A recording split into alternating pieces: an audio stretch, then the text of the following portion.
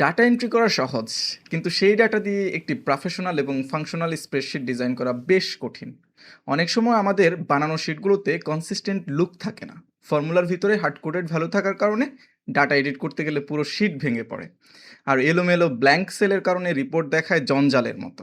আজকের ভিডিওতে আমরা এমন 10টি স্প্রেডশিট বেস্ট প্র্যাকটিস শিখব যা গ্লোবাল প্রফেশনালরা ফলো করেন। প্রতিটি সেলের অ্যালাইনমেন্ট ঠিক করা থেকে শুরু করে আপনার ডিজাইনকে ফিউচার প্রুফ করার নিয়মগুলো আমরা একদম প্র্যাকটিক্যালি দেখব। আপনার রেগুলার শিটকে কর্পোরেট স্ট্যান্ডার্ডে রূপান্তর করতে চলুন মূল ভিডিওতে যাওয়া যাক। চলুন শুরু করি তাহলে। আমাদের বেস্ট প্র্যাকটিসের লিস্টের সর্বপ্রথম যেটা আছে সেটি হচ্ছে ওয়ান সিঙ্গেল ডেটা। আচ্ছা, এটার মানে হচ্ছে আমরা যখন ডাটা নিয়ে কাজ করব, যেমন এখানে আমরা এক্সাম্পল হিসেবে দেখতে পারি। এখানে প্রোডাক্ট নেম আছে, কোয়ান্টিটি আছে, প্রাইস আছে। তো আমরা সবসময় যেটা করব, নেমটা আলাদা একটা সেলে রাখবো, কোয়ান্টিটি অবশ্যই আলাদা একটা সেলে, প্রাইস আলাদা সেলে। অর্থাৎ কখনোই আমরা সবকিছু একসাথে একটা সেলের মধ্যে নিব না। প্রত্যেকটার জন্য আলাদা সেল রাখবো। এতে করে যেটা হবে, আমরা পরবর্তীতে ক্যালকুলেশন করা থেকে শুরু করে বিভিন্ন চার্টস কিংবা রিপোর্ট তৈরির ক্ষেত্রে আমাদের আর ঝামেলা হবে না। তো এটা মাথায় রাখবেন। এটা হচ্ছে সিঙ্গেল ডেটা, সিঙ্গেল সেল। এটা মাথায় রেখে সবসময় কাজ করবেন। আচ্ছা, আমাদের লিস্টে দ্বিতীয় বেস্ট প্র্যাকটিস হচ্ছে কনসিস্টেন্ট লুক। ঠিক আছে? কনসিস্টেন্ট লুক বলতে আমরা অনেক সময় বিভিন্ন রকমের ডাটা এন্ট্রি করে থাকি। তো অনেক সময় আমাদের টিম মেম্বাররাও হচ্ছে একই শিটের মধ্যে আমরা কোলাবোরেট করি সবাই মিলে। তো অনেক সময় আমরা যেইসব সেলের মধ্যে ইনপুট দিতে চাই, সেখানে আমরা একটা কালার ইন্ডিকেট করে রাখতে পারি। ধরুন আমার এই যে শিটটা আছে, এটা তো আমরা হচ্ছে একদম ডাটা ইনপুট দিচ্ছি, তাই না? তো এক্ষেত্রে আমি আমার ইউজারকে কোনো একটা কালার দিয়ে হাইলাইট করে বোঝাতে চাচ্ছি যে এখানে হচ্ছে এই সেলগুলো হচ্ছে ইনপুটের জন্যে, হ্যাঁ? তো এভাবে যদি আমি বোঝাতে চাই, তো এই একটা জায়গার মধ্যে আমি যেরকম ইনপুটের জন্য একটা কালার ব্যবহার করেছি, অন্য যেকোনো জায়গায় যদি আমার এরকম করে বোঝাতে হয় যে এটা ইনপুটের জন্যে, তাহলে আমরা সেম কালার রাখবো। হ্যাঁ, সেম গোস ফর ফাংশন। ফাংশনের ক্ষেত্রেও আমরা সেম কাজ করব। আমরা যদি কোনো ফাংশনাল কাজ করে থাকি, ধরুন এখানে যদি আমি একটা ক্যালকুলেশন করি, ধরুন আমি এখানে এই ক্যালকুলেশনটা করব। কথার কথা। এই ক্যালকুলেশনটা আমি এখানে করলাম। এটা ক্যালকুলেশন। এখন আমি চাচ্ছি এটা ক্যালকুলেশন, এটাতে যাতে হাত না দেয়। এটাতে তো হাত দিয়ে তার কোনো কাজ নেই। সেজন্য আমি এখানে একটা কালার দিয়ে এটা ইন্ডিকেট করে রাখছি। বুঝতে পেরেছেন? তো যত জায়গায় ক্যালকুলেশন আছে সব জায়গায় আমি যদি ইন্ডিকেট করতে চাই কালার দিয়ে, তাহলে এরকম একটা কনসিস্টেন্ট কালার দিয়ে সব জায়গায় একই কালার আমরা ব্যবহার করব। অর্থাৎ আমরা আমাদের স্প্রেডশিটের যেখানেই কালার ব্যবহার করি না কেন, আমরা চেষ্টা করব আমাদের কালারগুলো যাতে কনসিস্টেন্ট হয়। হ্যাঁ? তো এটা গেল আমাদের ২ নাম্বার বেস্ট প্র্যাকটিস। তারপরে ৩ নাম্বারে কি আছে? ৩ নাম্বার হচ্ছে consolidate data into a single table. আচ্ছা, এখানে দেখতে পাচ্ছেন আমরা সাপ্লিমেন্টস রেখেছি। তারপরে এখানে সাপ্লিমেন্টের জন্যে একটা বিভাগ, আবার চকোলেটের জন্যে আরেকটা ডাটা টেবিল। আ রিয়াল লাইফে কি আমরা এভাবে কাজ করি? না, আমরা এভাবে কাজ করি না। আচ্ছা, সেটা বলার আগে আমি আরেকটা জিনিস একটু মিস করে গেছি ১ম পয়েন্টের জন্যে, ১ম বেস্ট প্র্যাকটিসের জন্যে। আমরা অনেক সময় নাম্বারের আগে আ কারেন্সি সাইন ব্যবহার করি। ডলার সাইন হতে পারে, টাকার সাইন হতে পারে, কিংবা আমরা অনেক সময় টিকে ডট দিয়ে থাকি। তো এই কাজগুলো কিন্তু আমরা সরাসরি করলে হবে না। অর্থাৎ আমরা যদি এখানে এই লেখাটার আগে টিকে দিয়ে তারপর একটা ডট দিয়ে দিলাম। আর আমরা যদি ভেবে থাকি যে হয়ে গেল, তাহলে কিন্তু আমরা মারাত্মক ভুল করব। এটা করলে এটা কিন্তু আদতে আর নাম্বার থাকলো না। এটা হয়ে গেল একটা টেক্সট। তো আমরা কিন্তু এটা দিয়ে ক্যালকুলেশন করতে পারব না। তো এইজন্য আমরা যেটা করব, আমরা হচ্ছে নাম্বার ফরম্যাটিং এর মধ্যে, কাস্টম নাম্বার ফরম্যাটিং এর মধ্যে গিয়ে কারেন্সিটা এড করব, বা এরকম টাকা যদি এড করতে হয় সেটা করব। আ আপনার কাস্টম নাম্বার ফরম্যাটিং নিয়ে আমাদের চ্যানেলে ভিডিও আছে। আমাদের প্লেলিস্টে ভিডিও আছে। আপনি চাইলে সেই ভিডিওগুলো দেখে নিতে পারেন। তো অবশ্যই মাথায় রাখবেন, নাম্বারের উপরে আর কোনো কাজ করা যাবে না। ঠিক আছে? নাম্বার আলাদা সেলে থাকবে, আর নাম্বারকে যদি আমরা সাইন দিতে চাই, কিছু করতে চাই, সেটার জন্য আমরা নাম্বার ফরম্যাটিং নামে একটা অপশন আছে, সেটা ব্যবহার করব। ওকে, তো এখানে আমরা যেটাতে ছিলাম, আমরা হচ্ছে সবগুলো ডাটার জন্যে এরকম আলাদা টেবিল করব না। হ্যাঁ? টেবুলার আকারে ডাটা রাখবো না। তাহলে জিনিসটা প্র্যাকটিক্যাল হলো না। এখানে যদি আমার আরো ১০ টা ক্যাটেগরি থাকে আমি কি এভাবে করতে থাকবো নাকি? এটা তো প্রফেশনাল লাগছে না। তো সেটার জন্য আমরা যেটা করব, আমরা সবসময় চেষ্টা করব একটা টেবিলের মধ্যে আমাদের ডাটাগুলো সাজানোর জন্যে। দেখুন আমি একটা এক্সাম্পল দিচ্ছি আপনাকে। এই যে এখানে একটা টেবিল দেখতে পাচ্ছেন। এখানে কিন্তু আমরা ওই ২ টা টেবিলের ডাটাগুলো এখানে নিয়ে এসেছি। এই যে আমার প্রোডাক্ট আচ্ছা এখানে একটু মিস্টেক হয়েছে। এটা হবে হচ্ছে এটা হবে ক্যাটেগরি অ্যান্ড এটা হবে প্রোডাক্ট নেম।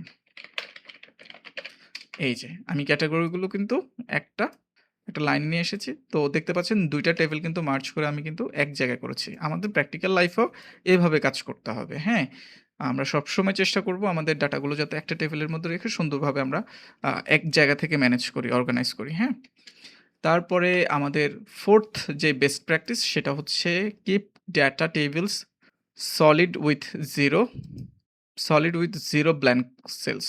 অর্থাৎ আমাদের ডাটা টেবিলটা আমরা সবসময় এরকম রাখবো। এটা হচ্ছে আমাদের একটা প্রফেশনাল লেভেলের ডাটা টেবিল। এইভাবে আমরা আমাদের ডাটাগুলো রাখবো। আর মেসি কোনটা? মেসি হচ্ছে এটা। দেখুন এখানে কিন্তু একটা ডাটা টেবিল আছে কিন্তু মাঝখানে একটা ব্ল্যাংক কলাম আছে। এটা আমাদের কিন্তু অনেক বেশি সাফার করায়। আমরা যখন ক্যালকুলেশন করতে যাই, রিপোর্ট তৈরি করতে যাই বা ডাটা নিয়ে বিভিন্ন রকমের অপারেশন করতে যাই যখন, তখন কিন্তু এই এম্পটি সেলগুলো বা এম্পটি কলাম, এম্পটি রো গুলো কিন্তু আমাদের অনেক প্যারা দেয়। অনেক ঝামেলা পোহাইতে হয় আমাদের এটার জন্যে। তো আমরা সবসময় মাথায় রাখবো আমাদের ডাটা সবসময় যাতে এরকম হয় দেখতে। অর্থাৎ কোনো এম্পটি রো থাকবে না, এম্পটি কলাম থাকবে না, এম্পটি সেল থাকবে না। আমাদের ডাটাগুলো কনসিস্টেন্ট এরকম থাকবে টেবিল আকারে, ঠিক আছে? এটা আমরা এনশিওর করব। ওকে আমাদের লিস্টের 5th বেস্ট প্র্যাকটিসটা কি? আমরা একটু দেখি। আচ্ছা, এখানে বলছে নিউমেরিক ভ্যালুস রাইট অ্যালাইনড।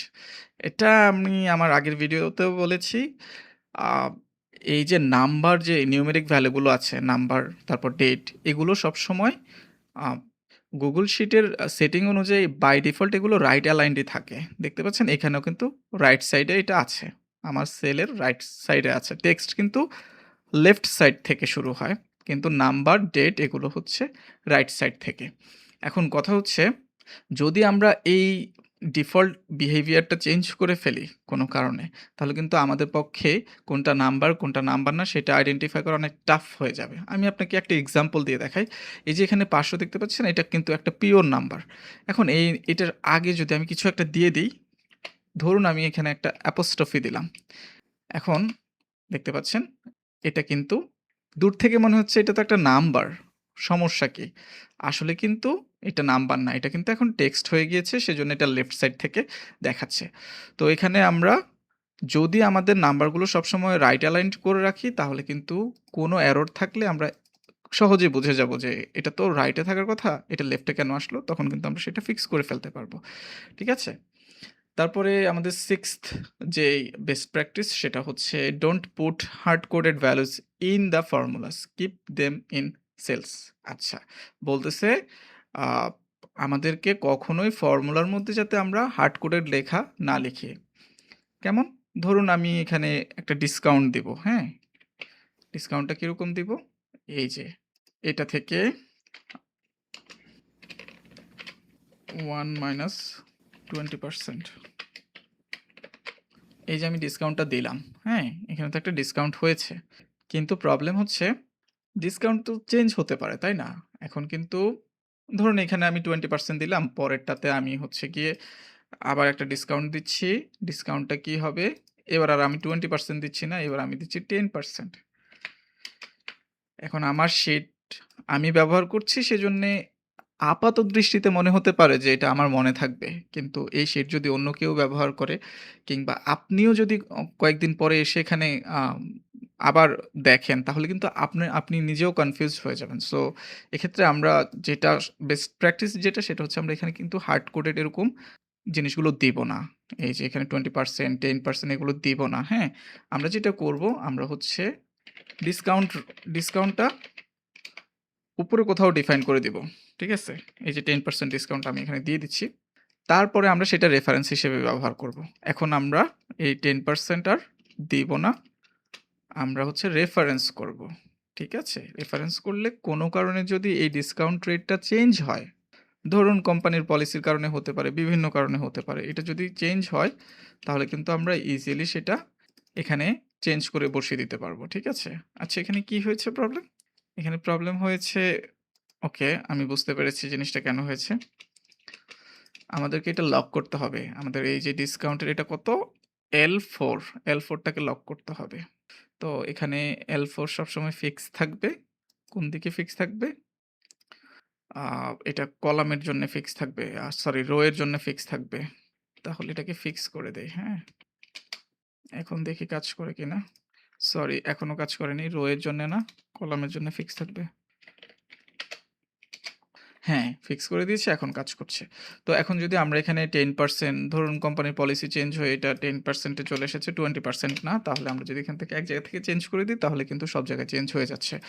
আর নতুন কেউ আসলে কিন্তু সে ইজিলি বুঝে ফেলতে পারবে যে এখানে ডিসকাউন্ট রেট কত, তারপর এটা কিভাবে ক্যালকুলেট করা হয়েছে। তো সবসময় এটা মাথায় রাখবেন। আমরা হার্ড কোডেড কোনো ভ্যালু দিব না। হার্ড কোডেড ভ্যালুগুলো ফর্মুলার মধ্যে ইউজ করব না।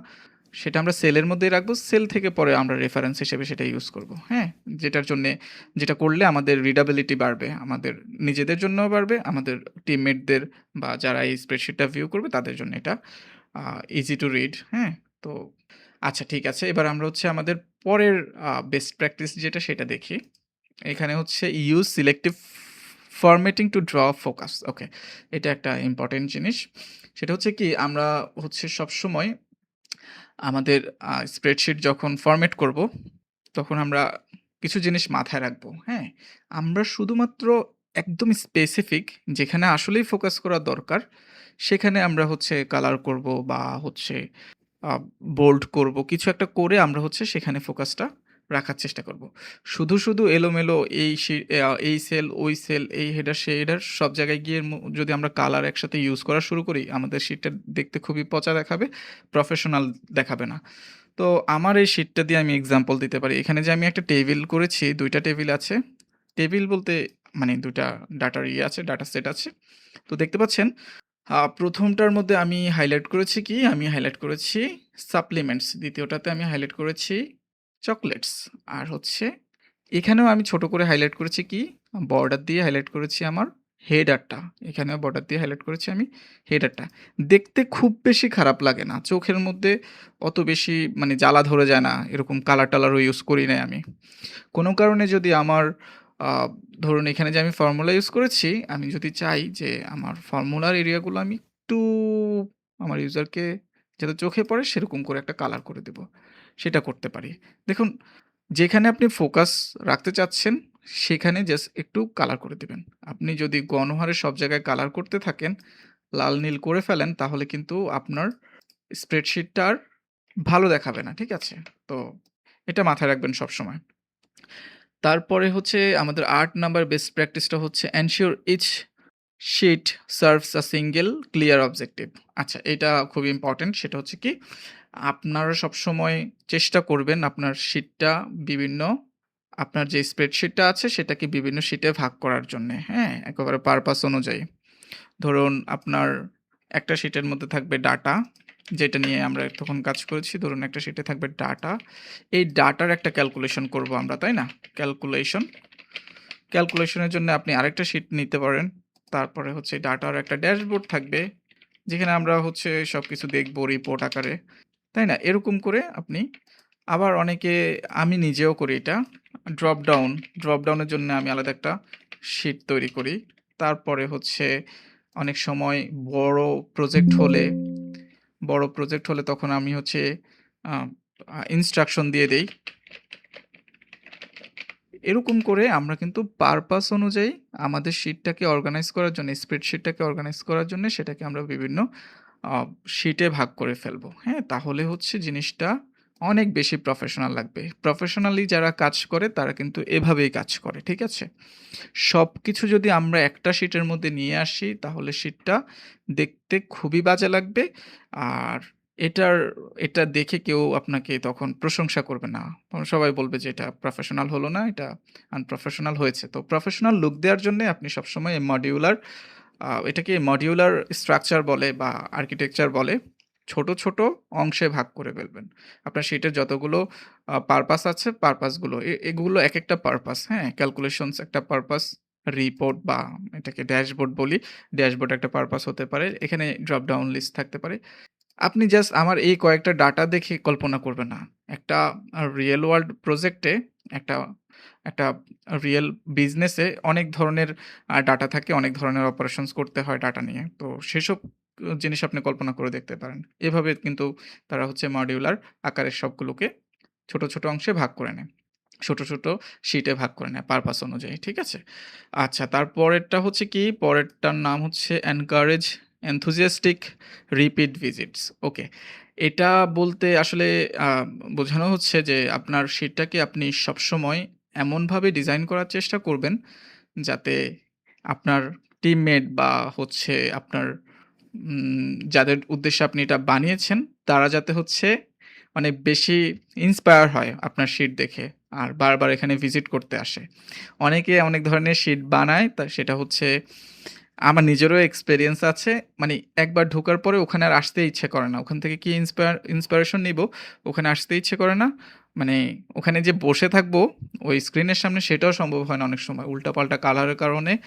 তারপরে এই যে ডিজাইন প্রিন্সিপাল গুলো আছে, বেস্ট প্র্যাকটিস গুলো আছে সেগুলো মিসিং থাকার কারণে কিন্তু তাদের শিটটা অত বেশি প্রফেশনাল লাগে না। তো আপনি সবসময় মাথায় রাখবেন যে আপনি এমনভাবে আপনার শিটটা ডিজাইন করবেন যাতে অন্যরা সেখান থেকে ইন্সপিরেশন নিতে পারে অ্যান্ড তারা যাতে আপনার শিটটা বেশি, বেশি আ ভিজিট করে, হ্যাঁ? এমন কিছু এলিমেন্ট আপনার শিটের মধ্যে রাখবেন যাতে তারা ভিজিট করতে বাধ্য হয়। ওকে। এবার হচ্ছে আমাদের ১০ নাম্বার যেই বেস্ট প্র্যাকটিস সেটা কি? সেটা হচ্ছে ফিউচার প্রুফ ইওর ডিজাইন। আচ্ছা। তার মানে হচ্ছে আপনার ডিজাইনের মধ্যে আ আপনার ডিজাইনটা এমনভাবে করবেন যাতে ভবিষ্যতের কথা মাথায় রেখে আপনি ডিজাইনগুলো করবেন, হ্যাঁ? আমি আপনাকে একটা এক্সাম্পল দিতে পারি। এই যে আমি আমার এই টেবিলটা করলাম এখানে, এই ডাটাগুলো যে এখানে রাখলাম, আমি কয়টা এম্পটি সেল রেখেছি? ২ টা। এখন যদি আমার এখানে আরো ভবিষ্যতে যদি আরো কিছু আ সাপ্লিমেন্ট আমি এখানে এড করতে হয়, আমি কিন্তু সেরকম জায়গা রাখি না এখানে। তাই না?